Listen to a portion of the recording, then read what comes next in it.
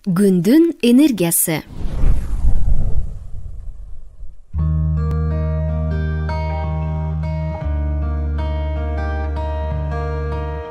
Күндүн энергиясы күндөн жылуулук жана жарык бөлүп чыгат. Күн жерден 149,6 миллион километр алыс аралыкта жайгашканы менен күндүн энергиясы жерге 8 мүнөттө жетет. Эгерде адамдар күн энергиясын көбүрөөк пайдаланышса, көмүрдү, мунайды, жаратылыш газын аз колдонушмак. Төмөнкү сөздөр күн энергиясы жок болсо маанисин жоготот. Бул сөздөрдү туура тапкыла. Балдар, эсиңерде болсун, бул табышмактардын жандырмагы баары күн сөзүнөн башталат. Мисалы, күндү карап өскөн күнгө окшош өсүмдүк бул эмне? Күн карама. Калганын балдар силер табышыңар керек. Жерге жылуулук жана жарык берет. Күн сөзүн кошпогондо 4 тамга.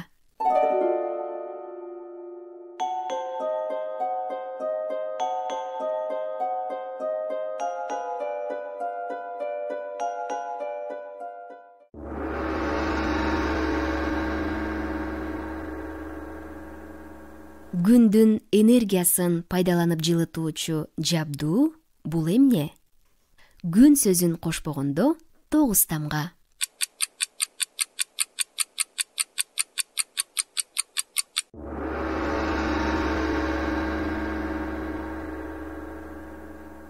Бир күндө аткарылуучу иштер 7 тамга.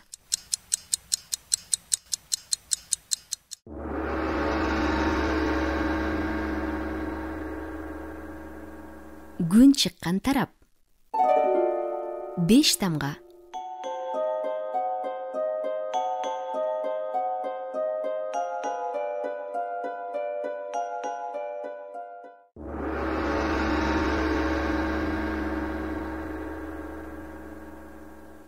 Күнүгө баа коюлуп, үй тапшырмасы жазылат 5 тамга.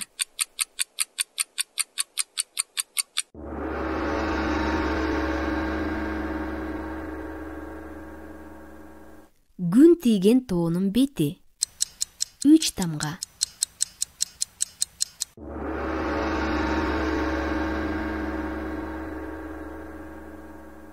Айлана чөйрөдөгү жарык маал 3 тамга.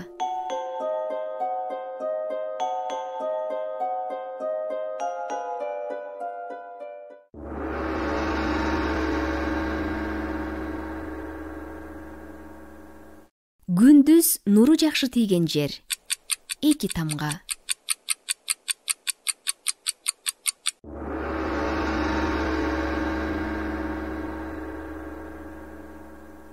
Жашылча жемиштерди өстүрүүчү жабылган жылуу жай күн сөзүн кошпогондо 6 тамга.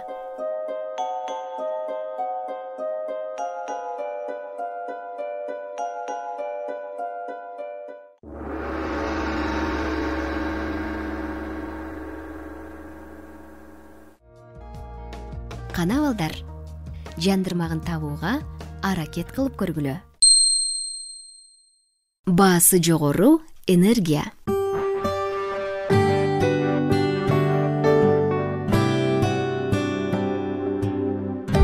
Эгер силер буюмдарды жасоо үчүн канча энергия кеткенин билсеңер, ар кандай буюмдарды аз колдонмоксуңар. Силер дайыма пайдаланган буюмдарды жасоого канча энергия кетерин билсеңер, таң калмаксыңар. Бул эсептөөлөр силерди жашылдарга кошулууга түрткү берет.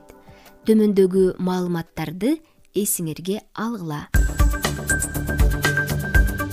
Кадимки унитаз ар бир агызууда 8-10 литр сууну сарптайт. Күн сайын америкалыктар 20 миллион литр сууну унитазга агызаарын эсептеп чыгышкан. Бул америкалыктар үйүндө колдонгон суунун жарымы гана. Эгер кагаз сүлгүнүн ордуна чүпүрөк сүлгү пайдаланылса, анда 1,5 миллион бак тарак сакталып калмак. Жыл сайын 20 тонна электроника, компьютер жана башка техникалар таштандыга ыргытылат. Алюминийди казып алып, тазалоого көп энергия сарпталат. Ал эми колдонулган буюмдардан алынган алюминийди кайра иштетүүгө ошол энергиянын 5% эле кетет. Жашыл болуу маанилүү экенин силер байкадыңарбы? Күндүн энергиясы.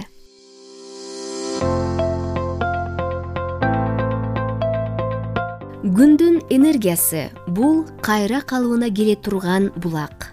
Силер аны пайдалана берсеңер деле, андан улам жаңы энергия дайыма бөлүнүп чыгат дегенди түшүндүрөт. Күндүн энергиясы үйлөрдү, мекемелерди жылытууга, сууну ысытууга колдонулат. Буудайдын жана жүгөрүнүн данын, чөптү, мөмө жемиштерди кургатууга пайдаланылат.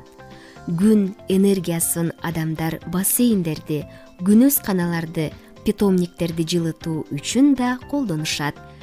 АКШда күндүн энергиясы магистралдардагы телефондорду, көчө чырактарын, жол белгилерин зарядтайт. Куруучулар күн тийген чатырларды ойлоп табышкан. Үйлөрүбүздү жарык кылган күн. Күндүн энергиясы электр энергиясына айлана алат. Муну менен гелиотехника деп аталган багыт иш жүргүзөт. Күндүн энергиясы күн элементтери менен кармалып алынат. Андан соң электр тогун иштетип чыгаруу максатында атайын жарым өткөргүчтүү түзүлүшкө берилет. 1954 жылы телефон компаниясынын изилдөөчүлөрү күндүн жарыгына силикон кандай аракет этээрин изилдеп жатышып, кокусунан ачылышка туш болушкан. Чоң энергия чыгаруу үчүн күндүн элементтери көп болуп чыгылат. Күндүн элементтери канчалык көп болсо, ошончо көп ватт энергияны чогултушат. Күндүн элементтери механикалык эмес, ошондуктан күндүн энергиясын электрге айлантуу үчүн аны чыгарууга энергия сарптоонун, суутуунун же муздатуунун зарылдыгы жок. Алардан таштанды чыкпайт. Бул калыбына келе турган таза энергия. Жасап көргүлө.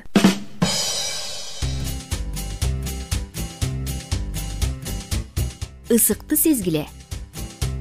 Терезенин жанында күндү карап тургула. Кышында же жайында. Айнектин бери жагында турсаңар да, күндөн чыккан жылуулукту тери аркылуу сезесиңер. Эгер бир топко чейин ошол жерде тура берсеңер, улам ысык болуп баратканын туясыңар. Териңерден тер чыкканча тура бергиле. Эми терезеден алыстап, көлөкө жерге тургула. Температуранын айырмасын сездиңерби? Бул күндүн пассивдүү энергиясы. Ал терезеси күндү караган бөлмөлөрдү жылыта алат. Күн энергиясынын караңгы жагы. Күн энергиясынын жалгыз проблемасы эшикте бардык учурда күн тийбегендиги. Асмандын айрым жерлерин булут каптап, күндүн нурун тосуп калышат. Түнкүсүн күндүн жарыгын топтоого мүмкүн эмес. Күн энергиясынын идеалдуу орду чөлдөгүдөй булутсуз асман, күн нурларын чогултуучу коллекторлорду орното турган жер болушу керек. АКШнын түштүк батыш тарабы күн энергиясын чыгаруу үчүн ыңгайлуу климат, бирок анын пайдасын ар кайсы жактарда салынган үйлөр алышат. Чоң терезеси түштүктү караган үйлөргө жылуулук келет. Бул күн энергиясын пассивдүү чогултуу деп аталат. Күн энергиясы үчүн мейкиндик.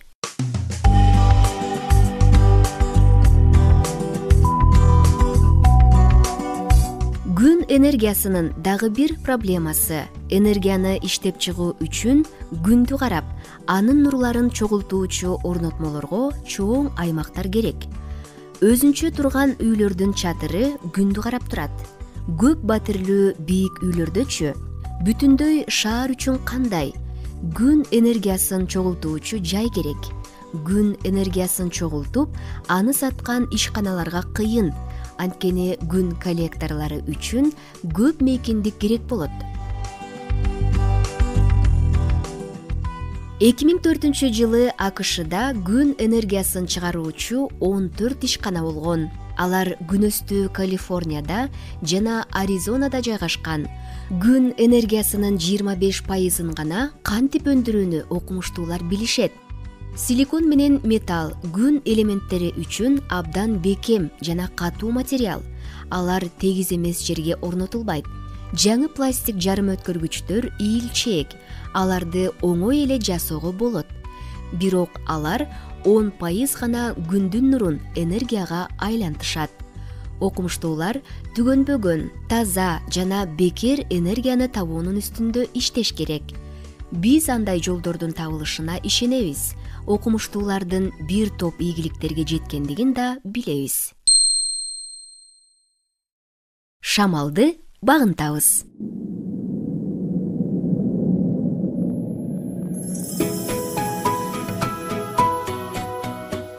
Шамал калыбына келе турган энергия.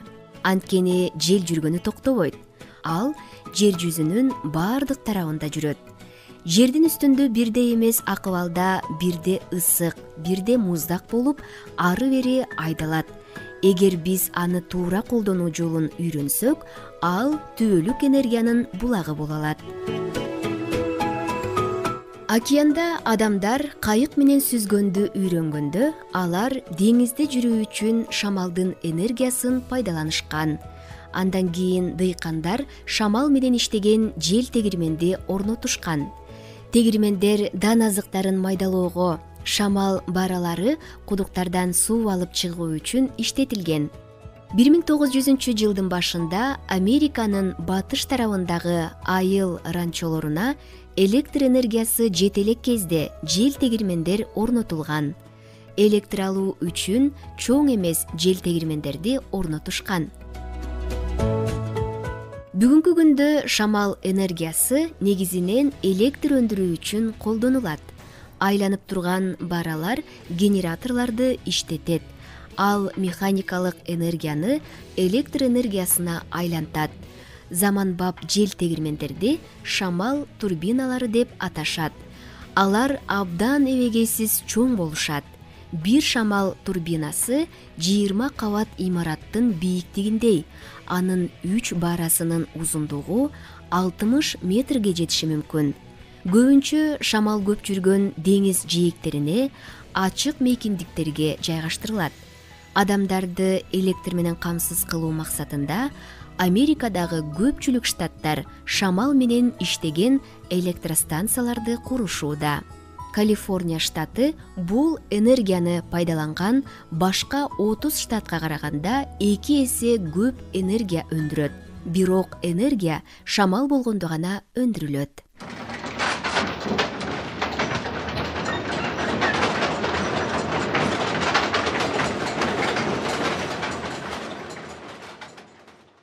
Жасап көргүлө.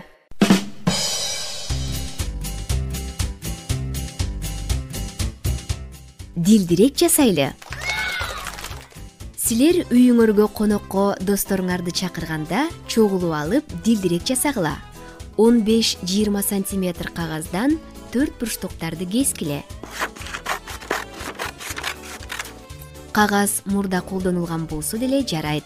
Бирок бырышы жок болгону жакшы.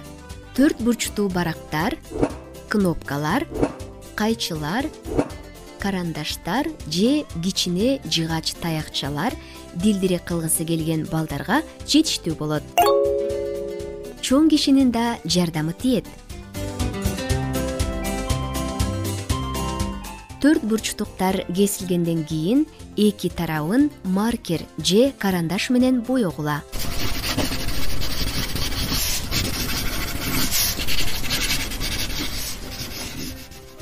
ар бир 4 бурчтуктун бурчунан борборуна чейин 3 сантиметр кылып кесип берүүсүн чоң кишилерден өтүнгүлө.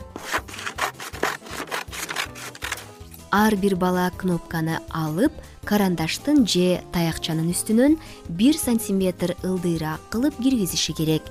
Андан кийин кнопканы чыгаргыла. Бул тешик дилдиректи бекиткенде кереги тиет. 4 бурчтуктун кесилген бурчтарын ийип бүктөө үчүн сол колуңардын бармагы менен сөөмөйдүн ортосунда кармагыла. Бармагыңар 4 бурчтуктун ортосунда болушу керек. Оң колуңар менен ар бир кесилген бурчту борборду көздөй ийип, бармак менен басып тургула. Кагазды бүктөбөй ийгиле. 4 бурчтуктун 4 жагын ушундай жол менен ийүү керек. Бардык бурчтарды бармак менен басып тургула. Бурчтар чыгып кетпеши үчүн алардын учун 4 бурчтуктун борборуна чаптагыла. Кнопканы чыгарып, 4 тарабынын бурчтарын барактын борборуна чогултуп, же клей менен чапталган бурчтарын карандаш же таякчага бекиткиле. Чоң кишини жардамга чакырсаңар болот. Мына ошентип силердин дилдирек даяр болду.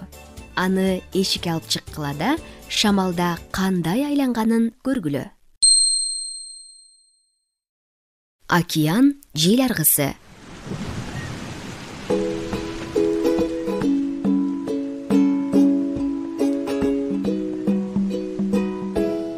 Көптөгөн шамал электростанцияларын ачык деңизге жакын орнотушат.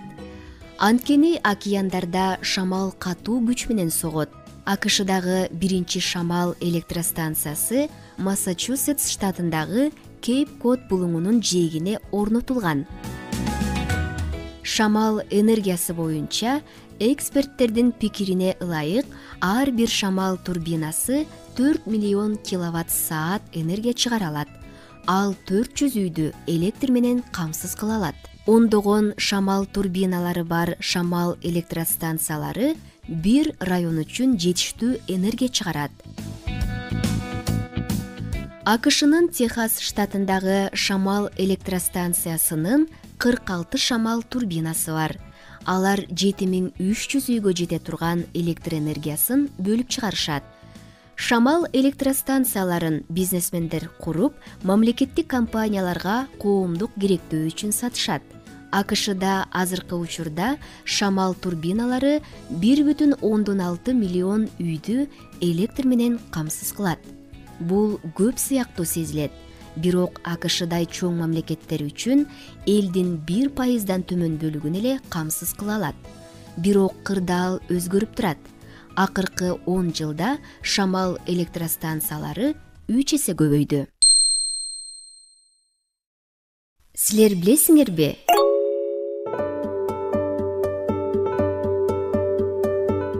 Балыктар үчүн тепкичтер. Урук таштоо учурунда лосось жана башка балыктарга суу плотиналары тоскоолдук жаратат. Тосмолордон өтүү үчүн балыктарга атайын тепкичтер ойлонуп табылган. Бул суу тепкичтери плотинанын айланасына курулат. Балыктар урук таштоо үчүн суунун агымына каршы көтөрүлө алышат. Тепкичтер жапыз болуп, балыктар андан секирип өтө алышат. Суунун агымы балыктарды чарчатпай, өзүнө тартып турушу керек. Суунун энергиясы.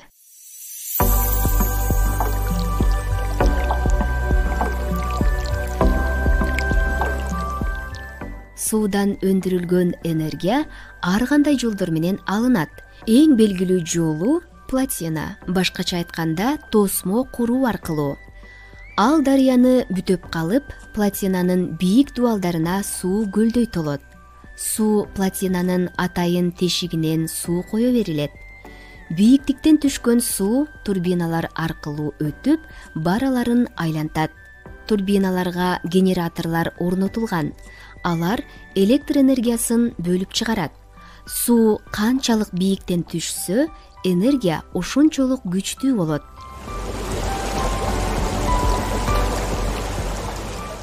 Ниагар шаркыратмасы сыяктуу табигый шаркыратмаларда ушул сымал иштейт.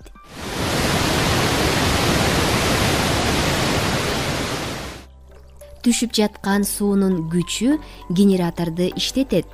Андан энергия бөлүнүп чыгат.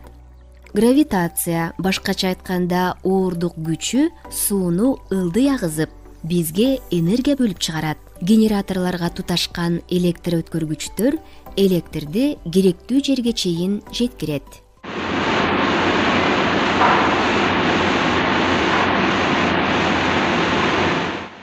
Гидроэнергетика — таза жана кайра калууна келе турган энергиянын булагы. Гидроэнергетиканы колдонуу айлана чөйрөнү булгабайт. Суу сактагычтарга адамдар түшсө, балык кармаса, кайык менен жүрсө, дыйкандар талааларды суугарууга суу алса болот. Курулган плотина 100 жыл тейлей алат.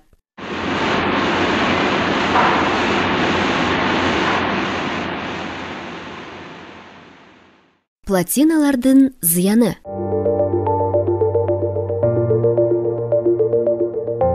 Плотиналардын курулушуна байланышкан бир нече терс көрүнүштөр да бар.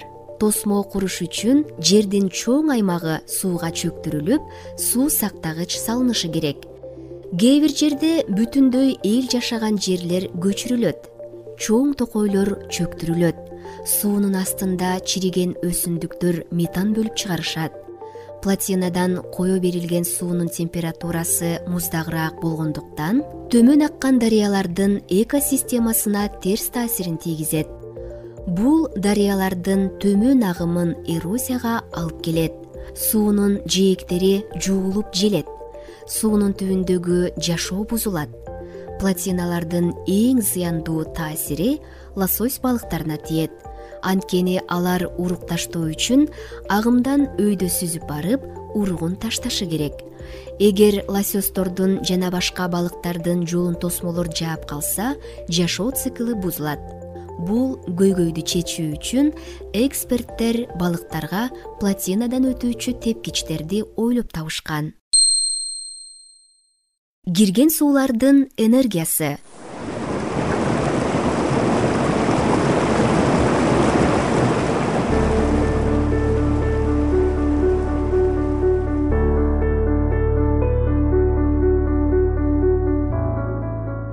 Суунун энергиясынын башка формасы кирген жана тартылган суулардын энергиялары. Кирген суулардын энергиялары шамал же күн энергияларына караганда туруктуу. Анткени суунун кириши күндүз да, түнкүсүн да белгилүү ылдамдыкта болот.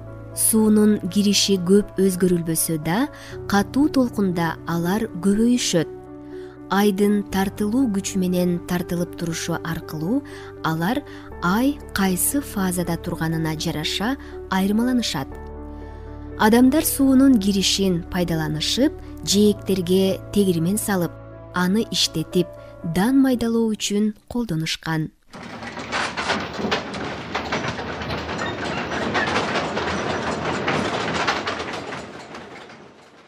Дарыянын күчү.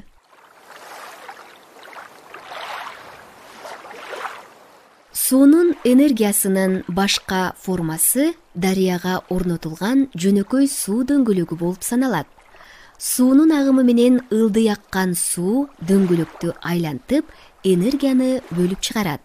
1000 жылдан ашуун суу дөңгөлөктөрү данды майдалоо, кен казуу, устачылыкка суу колдонуу үчүн пайдаланылган.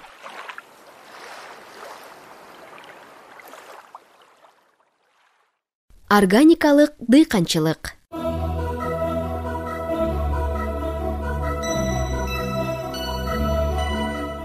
Химикаттар, пестициддер жана химиялык жер семирткичтер колдонулбай өстүрүлгөн жана өндүрүлгөн жер жемиштер, жашылчалар, дан жана сүт азыктары органикалык азык-түлүктөр деп аталат. Мындай азыктарга кийин да химикаттар кошулбашы керек. Нурдануудан да өткөрүлбөшү керек. Дүкөндөрдө майларды жана башка азыктарды көпкө сактоо үчүн нурданууну колдонушат. Органикалык өсүмдүктөр генетикалык өзгөрүүгө туш болбошу керек. Органикалык эт бул гормон жана антибиотик менен багылбаган жаныбарлардын эти. Адамдар органикалык азыктарды таза, ден соолук үчүн пайдалуу жана даамдуу деп эсептешет. Көп адамдар зыяндуу химикаттар организмдерине тарашын каалашпайт. АКШнын улуттук изилдөө кеңешинин изилдөө иштери көрсөткөндөй, пестициддер тамак аш менен балдардын жана наристелердин организмдерине кирип, алардын өсүшүнө зыянын тийгизген. АКШнын айыл чарба департаментинин изилдөөлөрүндө пестициддер жер жемиштер менен жашылчаларда жуугандан кийин да, кабыгын аарчыганда да калаарын аныкташкан. Балдарды жана өздөрүн коргоо үчүн көпчүлүк адамдар органикалык тамак ашты жешет. Экологиялык тажрыйба.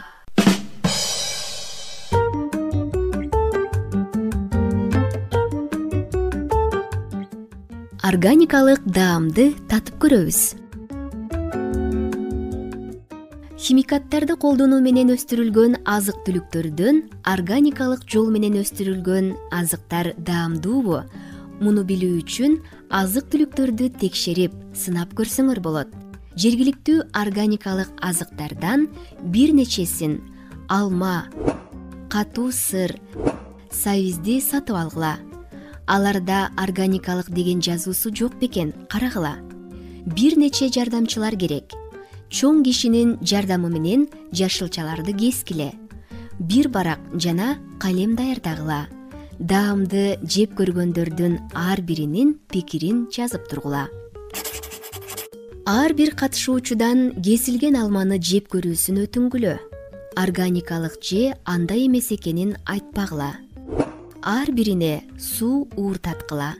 Андан кийин экинчи кесилген алманы бергиле.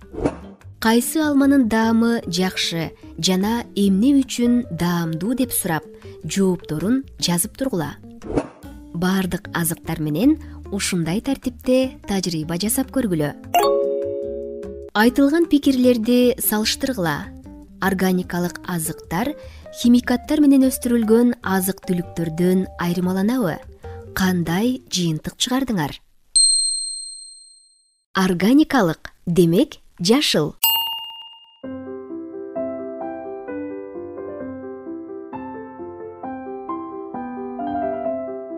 Көпчүлүк адамдар айлана чөйрө үчүн органикалык азыктарды өстүрүү жагымдуу деп ойлошот. Органикалык азыктар өстүрүлгөн фермаларда химикаттар колдонулбайт. Ал жерлерден химикаттар көлдөр менен дарыяларга агып куюлбайт. Органикалык талааларга учуп келген канаттуулар пестицидке, химикаттарга туш болушпайт. Көпөлөктөр жана арылар органикалык талаалардын жанында жашай алышат. Анткени талаалар зыянкечтерге каршы дарыланбайт. Органикалык талааларда иштеген адамдар таза чөйрөдө жүрүшөт. Пестициддер менен узак убакыт иштеген дыйкандар ооруп, сыркоонун оор формасына өтүшү мүмкүн. Бүткүл дүйнөлүк саламаттыкты сактоо уюму билдиргендей, жыл сайын 3 миллион адам пестициддерге ууланат. Ал эми 220 000 адам ууланып каза болушат. АКШда пайдаланылган 70 000 химикаттын 10% көбү рак оорусуна алып келет. Бул фактылар адамдарды жок дегенде ойлонууга мажбур кылышы керек. Силер билесиңерби?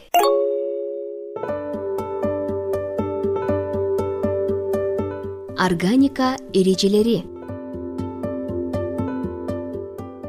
1990 АКШда органикалык азыктарды өндүрүү жөнүндө мыйзам кабыл алынган.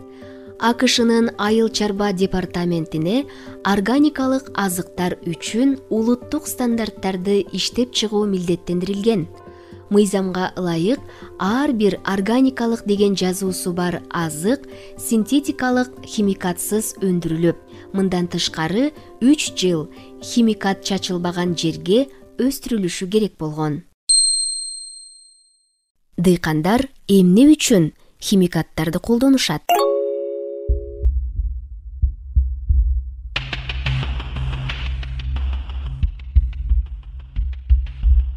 Адамдар жашылчалардын жана жер жемиштердин өсүшүн пестициддер жана жер семирткичтер жеңилдетет деп ойлошот.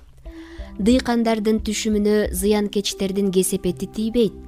Жыл сайын улам айдоонун кесепетинен арыктаган жерге жер семирткичтерди себишет.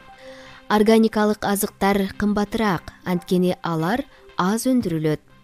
Органикалык азыктарга суроо талаптар көп болсо, алар көп өстүрүлүп сатылат. Балким келечекте органикалык азыктарды баардык жерден көрө алабыз. Франкенштейн азыктар.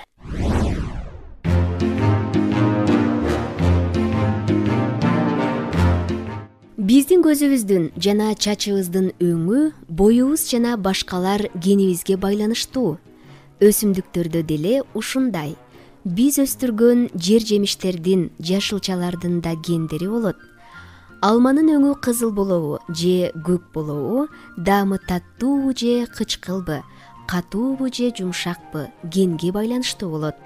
Эгер жер жемиштин өзгөчө болушун кааласак, мисалы таттуураак болсун десек, анда генди өзгөртүүгө болот. Дыйкандар 100 жылдан бери бул иш менен алектенип келишет. Мисалы, дыйкандар арылар менен алмабакты чаңдаштыруунун ордуна таттуу жемиштин чаңы менен өңү кооз алмаларды жасалма чаңдаштырышат. Бир топ убакыттан кийин каалаган сортун ала алышат. Кайра ушундай жол менен өстүрүүдөн алманын жаңы сорту пайда болот. Бул жол генетикалык инженерия жолу. Окумуштуулар мындан да илгери кадам ташташты. Өзгөчө касиеттерди алуу үчүн генди лабораториялык шартта кошууга үйрөнүштү. Ген инженериясынын жардамы менен окумуштуулар талаада чиребей өсүп, кургак аба ырайына да чыдамдуу, керек болсо аларды жеп зыян келтирген курт-кумурскаларга да туруштук бере алгандай өсүмдүктөрдү чыгарышты. Адамдар азыктар менен бирге витаминдерди да жеши үчүн окумуштуулар күрүч сыяктуу дан өсүмдүктөрүнө да витаминдерди кошушат. Генетикалык модификацияланган өсүмдүктөрдүн алгылыктуу жактары: азыктар көбүрөөк, ал эми кашектер азыраак чыгат. Пестициддер да азыраак колдонулат.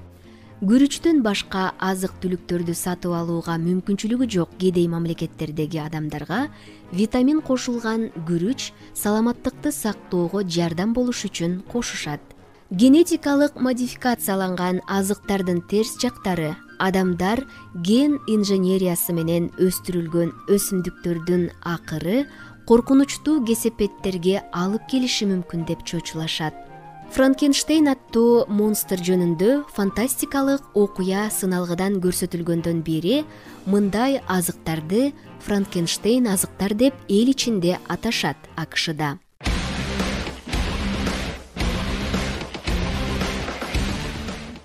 Ген инженериясы түрдүү өлкөлөрдөгү чакан фермалардын урук сатып алууга мүмкүнчүлүгүн чектейби? Өсүмдүктөр табигый жол менен өсө алышабы же алар ушул калыбында калабы? Бул азыктарды жеген адамдар да өзгөрүүлөргө дуушар болушабы? Мына ушул суроолор айрым өлкөлөрдө генетикалык модификацияланган азыктарга тыюу салган же катуу чектөөлөрдү койгон. Кээ бир адамдар аларды колдонуудан баш тартышкан. Генетикалык модификацияланган азыктар коопсуз болобу же адамдар кабыл алган жаңы азыктарды өндүрүүнүн баскычы болоорун убакыт көрсөтөт. Жаратылышты баатырдык менен коргоочулар.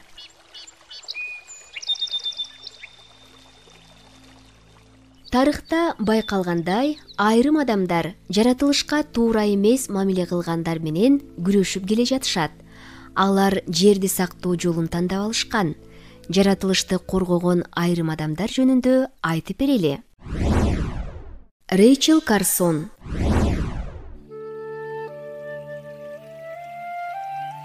Рэйчел Карсонду заманбап экологиялык кыймылдын энеси деп аташкан. Ал Пенсильваниядагы токойлорду жана Американын Мэн штатындагы таштуу жээктерди изилдөөгө көп убактысын жумшаган адам болгон.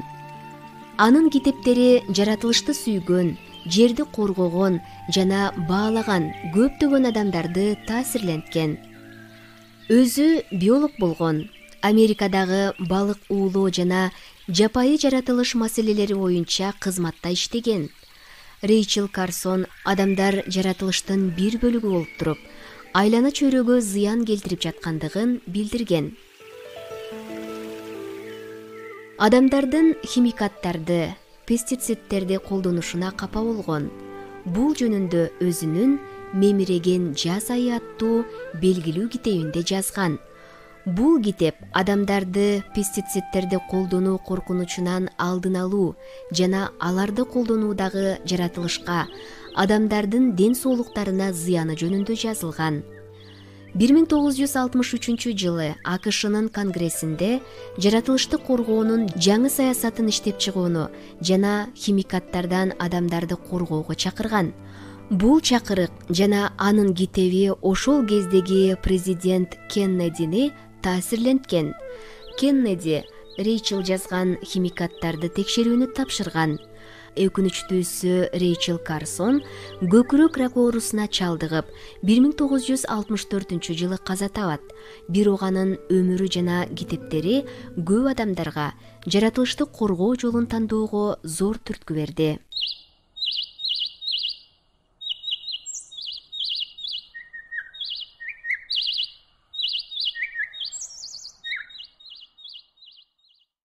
Джон Мюр «Бак тарактардын жаны».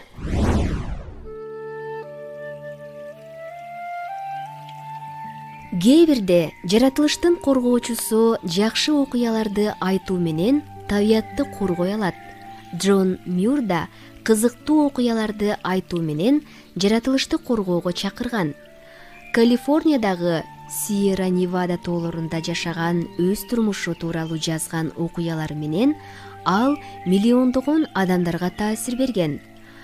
Ал 1838-1914 жылдары жашап, Сьерра клуб экологиялык уюмун негиздеген. Йосемити өрөөнүн жана табигый жаратылыштын башка жерлерин коргогон. Жапайы жаратылышты сактообуз керектигин түшүнгөн.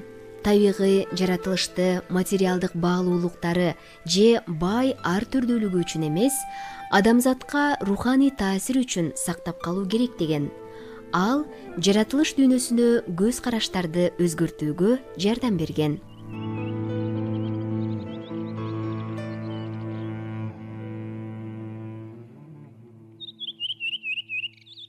Жакын туугандарыбызга жакшы мамиле кылуубуз керек. Джейн Гудол.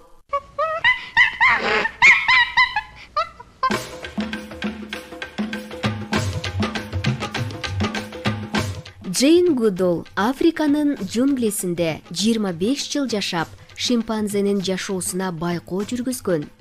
Бизге жакын жаныбарлар жөнүндө анын байкоолору адамдарды көп нерсеге үйрөттү. Биздин шимпанзеге карата элестетүүбүз өзгөрүлүп, приматтарга кылган мамилебиз дүйнө жүзүндөгү адамдарды ойлонууга мажбур кылды. 1977 жылы ал Джейн Гудол институтун түзгөн. Анын максаты жаныбарлар таралган аймакты коргоо. 1977 жылы ал Джейн Гудол институтун түзгөн.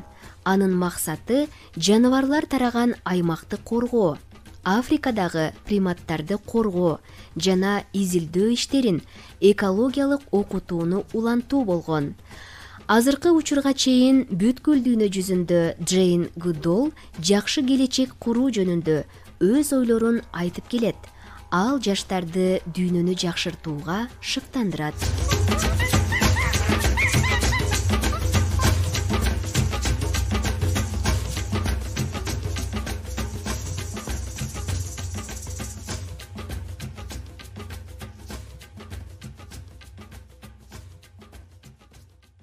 Силер билесиңерби?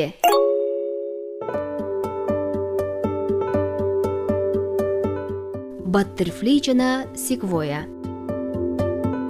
1997 жылы Баттерфлей Хилл аттуу жаш аял кыйылганы жаткан эбегейсиз чоң секвоя багына чыгып алган. ал бактан түшүүдөн баш тарткан, аны Ай деп аташкан.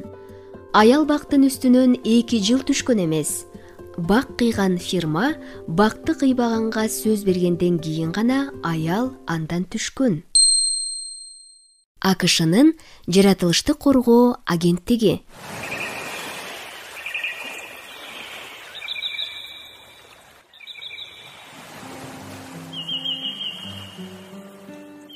1970 жылы АКШнын өкмөтү жаратылышты коргоо агенттигин түзгөн. Суунун, абанын, жердин таза болушун адамдар талап кылгандан кийин түзүлгөн. Буга чейин АКШнын өкмөтүндө адамдарды жана айлана чөйрөнү зыяндуу булганычтардан коргоо иштерин жүргүзгөн бөлүмдөр болгон эмес.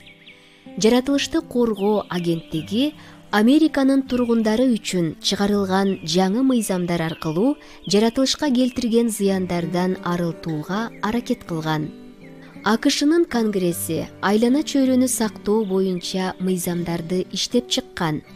Адамдар менен бизнес компаниялар ал мыйзамдарды бузбосун жаратылышты коргоо агенттиги көзөмөлдөйт.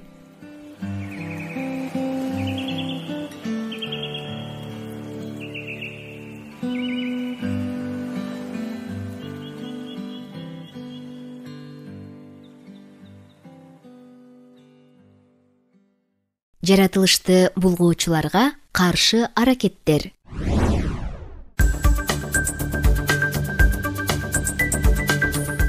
Эгер адамдар же бизнес компаниялар булгоочулар боюнча эрежелерди сактабаса, жаратылышты коргоо агенттиги аларга каршы чара колдоно алат. Агенттик экологиялык проблемаларды изилдеген программаларды колдойт, кырдаалды оңдоо иштерин, аларга жардам берген коомчулукка түшүндүрүү иштерин жүргүзөт. Жаратылышты коргоо боюнча агенттик 1982 жылы АКШдагы жерлерди зыяндуу заттардан тазалоо үчүн көп акча каражат жумшаган.